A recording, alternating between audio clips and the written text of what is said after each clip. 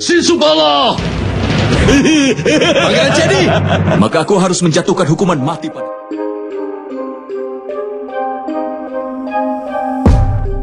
Halo sobat semua, bertemu lagi bersama saya yang selalu setia memandu jalan cerita dari Mahabharata.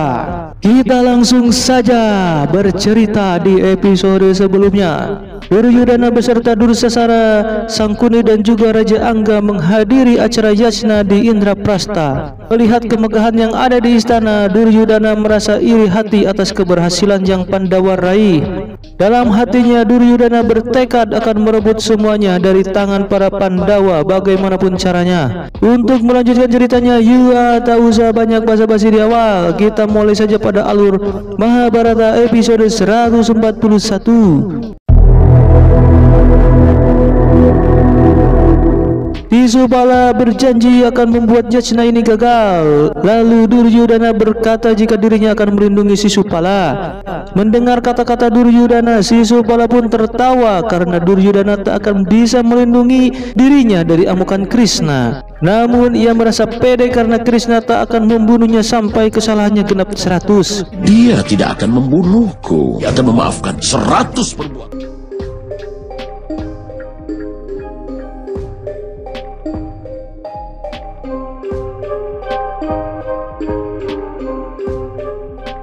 Ritual yajna yang pertama sudah selesai dilakukan dan sekarang berlanjut ke tahap berikutnya, di mana Yudhistira diminta duduk di tahtanya. Tahap ini akan melibatkan 4 perwakilan raja yang hadir untuk membuat kanopi di singgasana Yudhistira. Setelah tahap ini, maka Yudhistira bisa dikatakan sebagai raja. Sebelum naik singgasana, Yudhistira mengundang ibu dan kakeknya Bhisma untuk masuk ke ruangan yajna. Karena berkat jasa 2 orang hebat tersebut, maka para Pandawa mampu berada di tahap seperti saat ini. Aku undang ibu dan kakekku untuk datang. Para Pandawa merasa senang campur nalangsa karena setelah sekian lama mereka baru bisa bertemu dengan ibu tercintanya. Para Pandawa mulai memberi salam pada Bhisma yang berkata jika dirinya sangat bangga atas kemegahan kota Indraprastha. Bhisma meminta para Pandawa agar menyambut ibu mereka dengan sambutan luar biasa karena selama ini Kunti telah berkorban banyak demi keberhasilan para Pandawa. Telah memetik hasil dari perguruan. Yudhistira beserta Pancali mulai memberi salam pada ibu Kunti. Yudhistira yang bersedih ditegur ibu Kunti agar jangan terlalu cengeng di depan banyak orang. Namun Yudhistira berkata jika semua ini adalah izin dari ibu Kunti, sampai akhirnya Yudhistira bisa duduk di tahtanya. Para Pandawa mulai melepas kangen dengan sama-sama memeluk ibu mereka. Setelah itu ibu Kunti meminta agar Yudhistira segera duduk di singgasananya dan melakukan penyambutan bagi para tamu undangan. Duryudana berbisik pada Sisupala. Ia berkata jika upacara yajna hampir selesai, namun Sisupala belum melakukan tindakan apapun. Sisupala berkata jika yajna belum selesai karena masih ada beberapa tahap yang harus Yudhistira lakukan. Dan saat ini Sisupala sedang mencari celah untuk melakukan sesuatu dalam upaya menggagalkan yajna, di mana jika yajna terganggu maka akan dianggap gagal dan ada tahapan lainnya yang harus ditempuh lagi. Tapi singgasananya di mana? Dursasana menanyakan di manakah singgasananya. Lalu secara ajaib singgasana itu pun mulai terlihat dan Yudhistira mulai mendudukinya. Para Pandawa lainnya mulai mengikuti Yudhistira, lalu mereka pun duduk di tempat yang sudah tersedia. Begawan biasa berkata jika hal yang pertama harus dilakukan adalah puropas atau pratamagya, atau bahasa kitanya adalah menjadikan seseorang yang dianggap paling penting yang bisa menasihati mereka. Begawan biasa bertanya pada Yudhistira kepada siapakah dia akan memberikan puropas itu. Karena Yudhistira bingung, Begawan pun menyarankan agar Yudhistira memilih antara Bhisma atau Basudewa Krishna. Bimbing aku dalam hal ini, Begawan. Tiba-tiba Bhisma berdiri. Ia berkata jika orang egois atau tamak atau orang yang meragukan status kebenaran atau orang yang terikat pada perintah orang lain maka tidak berhak menerima puropas. Saat ini status Bhisma adalah panglima perang Hastinapura yang harus patuh pada perintah Raja Drestra. Oleh karena itu Bhisma tidak sah menerima puropas tersebut. Bhisma menyarankan bahwa Basudewa lah orang yang tepat menerima puropas atau pratamagya. Basudewa Krishna.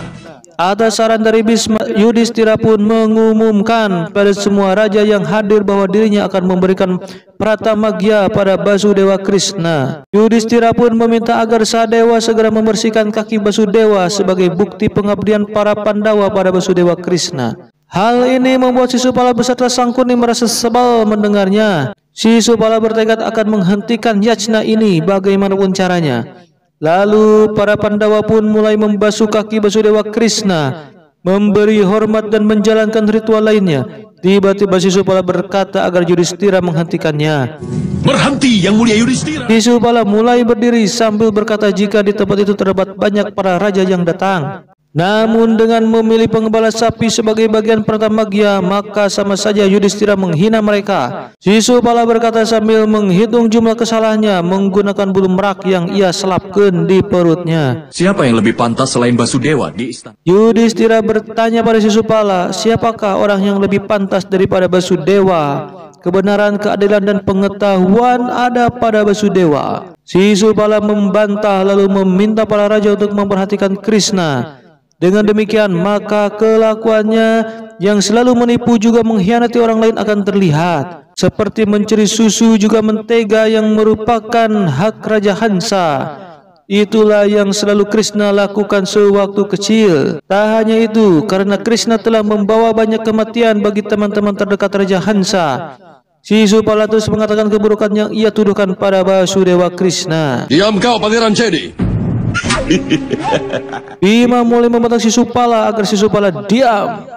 Namun Sisupala beralih menyerang Bhima dengan kata-kata pika sebelen. Nampaknya Sisupala merupakan orang yang ahli atau spesialis ngeledek orang lain. Ia pun tak lupa menyinggung badan besar Bhima yang tak sebanding dengan kecerdasan yang dimilikinya. Bahkan Sisupala menyinggung terkait pernikahan Bhima bersama raksasa Hibimbi. Sisupala! Bhima sangat geram lalu berteriak dan maju untuk membunuh Sisupala. Namun ia dihentikan oleh kakeknya Bhisma yang berkata jika Bhima tak boleh menyentuhnya sampai Yudhistira memberinya hukuman. Yudhistira berkata pada Sisupala agar jangan melewati batas di Indraprastha. Dengan penuh pikas sebelen, Sisupala tertawa dan berkata jika Yudhistira tak tahu diri dengan memberikan Krishna kehormatan tertinggi. Sisupala bertanya apakah Yudhistira tidak diajari ayahnya terkait mana yang benar dan mana yang salah. Namun itu tak akan bisa karena Pandu sendiri telah melakukan kesalahan dengan membunuh seorang resi. Para Pandawa mulai tersinggung lalu Arjuna membentak Sisupala. Ia meminta Sisupala pulang jika memiliki masalah dengan yajna ini dan tunggulah serangan dari para Pandawa. Aku janjikan ini padamu. Lebih baik kau diam saja Arjuna. Lagi-lagi Sisupala tertawa dan meminta Arjuna diam. Karena Arjuna telah belajar seni memanah dengan cara menghilangkan ibu jari tangan Ekalauya. Arjuna merupakan orang paling jahat dan makhluk hidup terendah. Sisupala balik meminta Arjuna yang pergi saat dari hadapannya. Jadi para raja, Sisupala kembali berkata pada para raja bahwa ayah dari Krishna adalah penjahat. Oleh karena itu Raja Hansa memenjarakan Basudewa dan Dewaki. Lalu apakah pantas orang yang lahir dalam penjara harus mendapatkan kedudukan tertinggi? Pangeran Sisupala. Yudhistira meminta Sisupala diam dan pergi. Jika tidak maka ia akan menjatuhi hukuman mati. Sisupala berkata jika ia tak takut siapapun, lalu berkata bahwa para Pandawa tidaklah layak menjadi bagian dari raja yang berkuasa. Mereka adalah penakut. Bahkan mereka membunuh Raja Jarasandha dengan curang dan semua itu dibantu oleh Krishna yang jahat. Sisupala terus membuat banyak kesalahan. Namun ia juga tak lupa menghitung kesalahan yang ia ucapkan menggunakan bulu merak yang ia bawa. Bagaimana kelanjutannya? Jangan lupa saksikan kisah selanjutnya di alur Mahabharata episode 142.